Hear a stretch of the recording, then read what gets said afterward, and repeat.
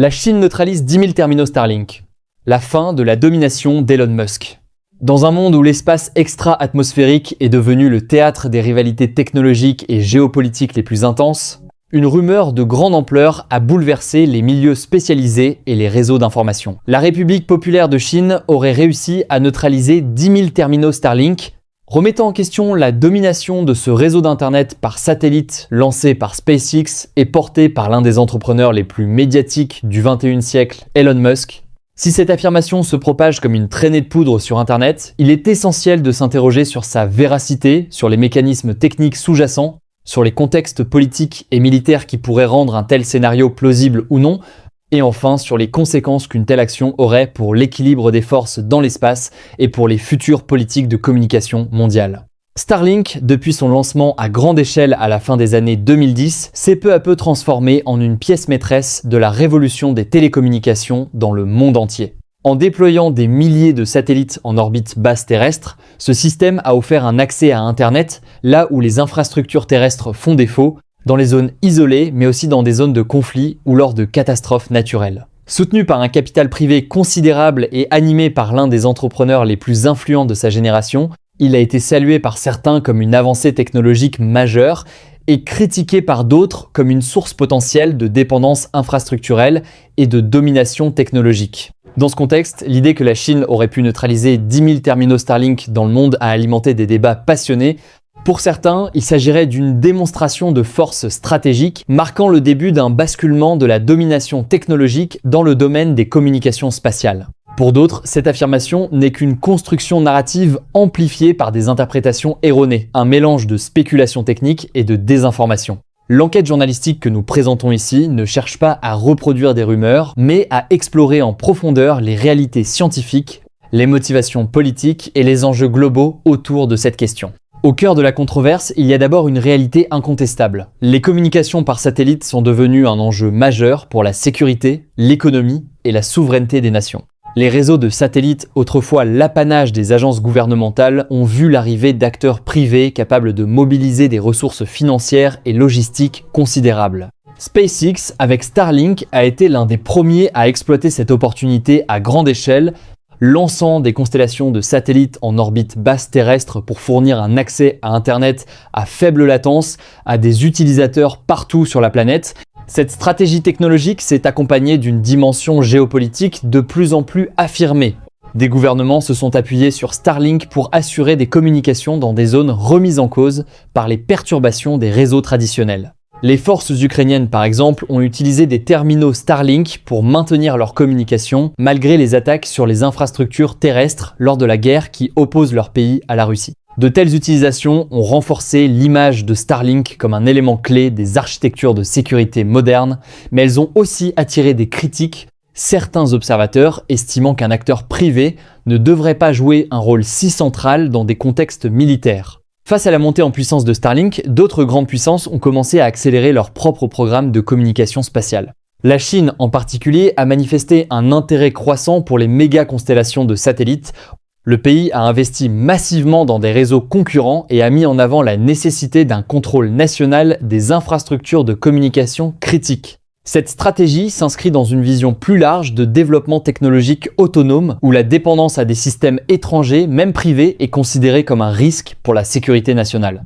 Ainsi, dès que des travaux chinois ont commencé à évoquer des manœuvres de guerre électronique ou des techniques de brouillage à grande échelle susceptibles de perturber les liaisons de satellites comme Starlink, les observateurs ont commencé à spéculer sur la capacité réelle de neutraliser des terminaux.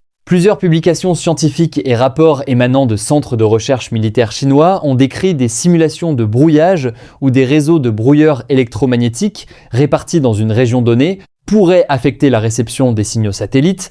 Ces travaux, bien qu'intéressants d'un point de vue technique, ne constituent pas une preuve opérationnelle de capacité à neutraliser des terminaux à l'échelle mondiale. Pour comprendre pourquoi, il faut d'abord revenir sur le fonctionnement des réseaux comme Starlink. Contrairement aux satellites géostationnaires traditionnels, qui restent à une altitude fixe d'environ 36 000 km, les satellites de Starlink opèrent en orbite basse terrestre entre 300 et 1200 km d'altitude. Cela permet de réduire considérablement la latence et d'améliorer les performances globales, mais cela signifie aussi que les satellites se déplacent rapidement par rapport à la surface de la Terre. Un terminal au sol échange des données avec plusieurs satellites successifs en fonction de leur passage au-dessus de lui. Le réseau est conçu pour être extrêmement dynamique et adaptatif. Si un satellite devient indisponible ou perturbé, un autre le remplace rapidement. Cette architecture rend difficile toute tentative de neutralisation d'un grand nombre de terminaux de manière globale par des moyens électroniques directs. Pour neutraliser 10 000 terminaux Starlink, il faudrait non seulement perturber les signaux dans des zones géographiques très étendues, mais aussi s'assurer que ces perturbations couvrent simultanément les différents liens satellites-sol qui peuvent être très dispersés.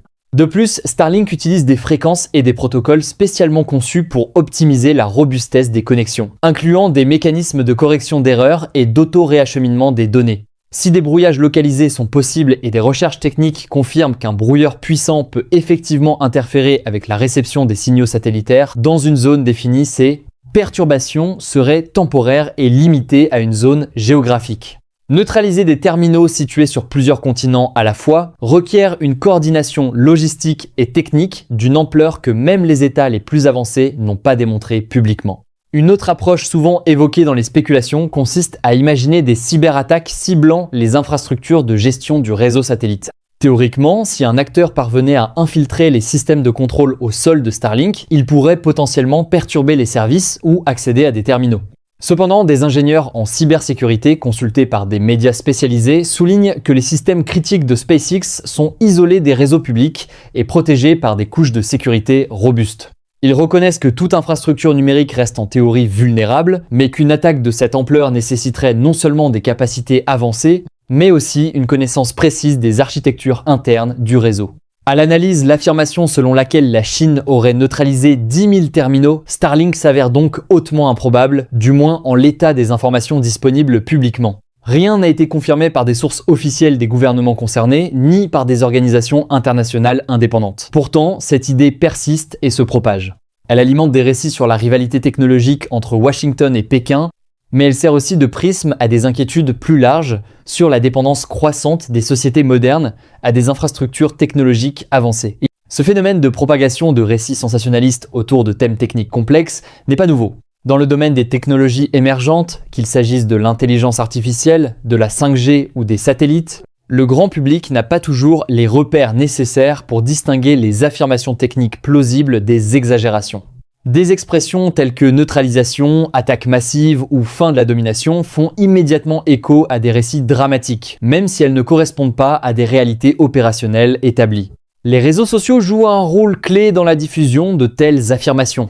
Une publication relayée des dizaines de milliers de fois peut, par effet de répétition, acquérir une forme de légitimité perçue, même si elle ne repose sur aucune vérification factuelle rigoureuse.